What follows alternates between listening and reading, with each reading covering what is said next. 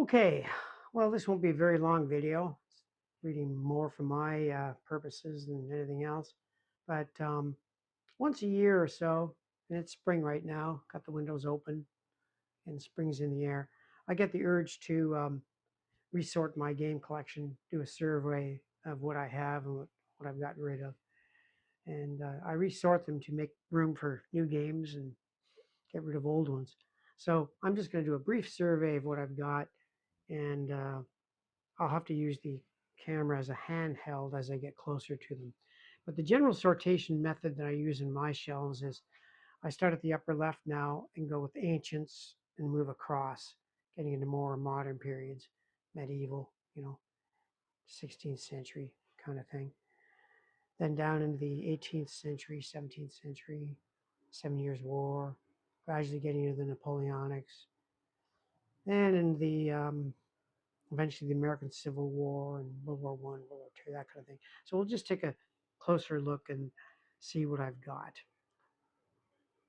So we'll just take a quick look at what I have in Ancients, and I'll make a few comments on each era. All right, so what's outstanding for me? Well, Sword of Rome. I really like Sword of Rome. SBQR, very good game. Pericles, I've yet to try with a group. I'd love to try that. Swing over here to Cataphract is one of my favorites, and I really like Storm over Jerusalem. Hannibal, of course, by Avalon Hill, an absolute classic. And Nero, well, nice looking, but a bit of a turkey, I'll admit. The old Caesar, Alexander, Imperium Romanum, I've already done a video on that. Albert Nofi's magnum opus to the Roman Empire. Conquest of the Empire, I'm going to redo a video on that. That's kind of an interesting story. So into the next period here, which is kind of medieval, not too many of those, and into the early gunpowder era, chainmail, Armada, and Blackbeard, which I never play, but I just can't seem to give it up. Okay, into the 18th century now, with some notables. Friedrich, which I don't get to play much, it's more multiplayer. Quebec 1759, or Siege of Quebec 1759 by Worthington. Frederick the Great, My Own War for America. John Panitsk's Boston Conquered, Lexington. I bought it for Bunker Hill. 1776, of course. Louisburg, which I just did a video on, and Pontiac's War.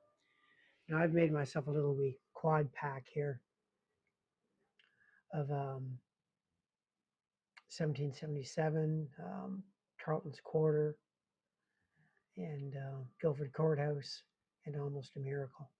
And Ken Reppel's game that will be coming out hopefully in the next year, The Battles of Burgoyne. Not published yet, but it will be by Compass Games.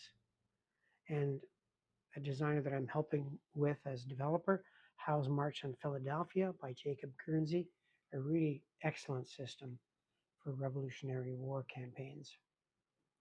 And into the Napoleonic era. Notable mentions here are War and Peace on the strategic level. I like that game, although it's very difficult to set up. Eylau 1807, Sound of Drums. If you've got the new rules, this is a very good game system. Napoleonic Wars, one of my favorites covering the whole war. Waterloo, the C3I title. Amateurs to Arms, my own Mr. Madison's War. Ken Reppel's Great 1812 Great Lakes Frontier. And two of my favorites from Hexasim, Rising Eagles and Fallen Eagles, which is Austerlitz and Waterloo. Steve Newberg's old Rockets Red Glare, War of 1812. Now we'll go to a little bit of a mix match over here. These are more naval, Serpents of the Seas, of course. The old GTW 1815, Flying Colors. Eylau, one of my favorite strategics, 1812. Borodino, the original Wooden Ships and Iron Men, Grenadier, and American Revolution. Then we slide slowly into the American Civil War period.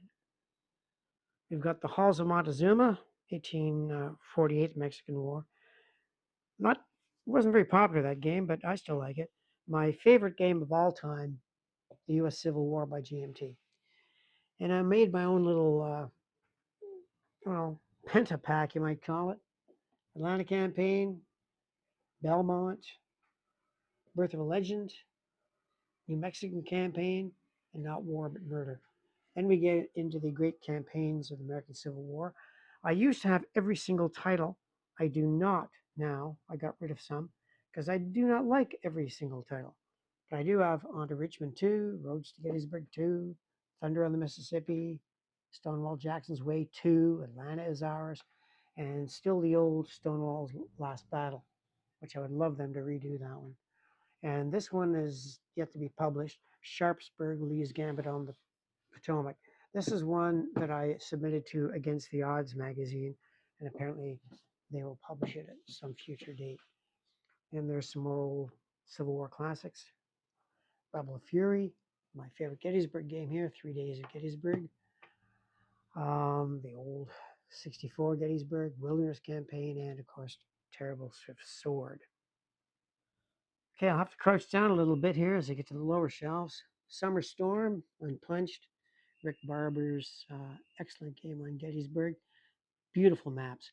I don't play it. It's one I should probably sell or trade. Civil War, just can't give that one up. But I still like U.S. Civil War better than Civil War. This is a fine game, but the graphics are pretty primitive now. The old Bull Run. Then we get into the Indian Wars period. I've got the trilogy here by Legion, Adobe Walls, Rosebud Creek, and the Battle of Little Bighorn, and Cowboys 2 from Worthington. Then we slide into, well, a very obscure Canadian title, the Northwest Rebellion of 1885. Then we slide into World War One. Lamps are going out, Kaiser's Pirates, Tannenberg, Axis and Allies down there, World War One, Dreadnought, Soldiers. I really shouldn't keep that. I should trade that away. Jutland, the original one, can't give that away. 1914 Deluxe, which I just did a video on that. I should trade that away too. I was disappointed. My own High Seas Fleet, which we hope will come out in the fall of this year. Raiders of the Deep, and the card game Brawling Battleship Steel. Now on to the lower shelf. Now, I'm surprised I have so many World War II games, although a lot of them are naval. Wolfpack, Submarine, Midway, Bismarck. That's my own Leyte golf game that I made, unpublished. Mark Herman's magnum opus, Empire of the Sun, Beneath the Med, Victory at Sea, Admirals War. Big, beautiful looking game. Not much talked about in the hobby though. No Retreat, still learning it, the Italian one, Italian front. Russian Campaign, mint, never played it.